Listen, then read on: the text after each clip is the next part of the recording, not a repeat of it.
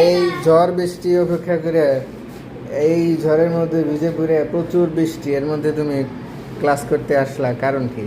কারণ পড়ালেখা শেখা লাগবে, কারণ আমার পরীক্ষায় ভালো রেজাল্ট করা লাগবে, না হলে মা তো পেদানি দিবে না আমার।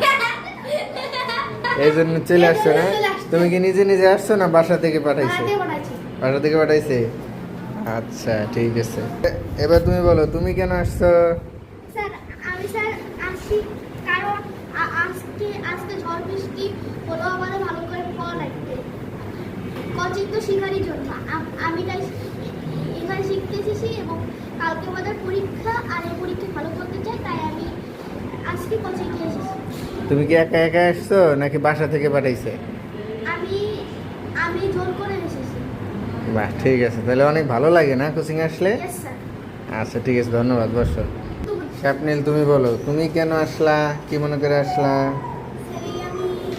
আমার কোচিংয়ে খুবই ভালো লাগে পড়াশোনা করতে। আমার পরশু দিনে আমার পরীক্ষা, সেজন্য আমাদের পড়াশোনার জন্য। তুমি কি একা একা আসছো নাকি বাসা থেকে পাঠাইছে? আমি একা একাই আসছি। বাসা থেকে জোর করে নাই? না। তুমি উল্টা জোর করে আসছো? হ্যাঁ। ভালো লাগে কোচিং এর ক্লাস? এই তুই দেখ, আমার ক্লাস ভালো লাগে। এই তো ঠিক আছে।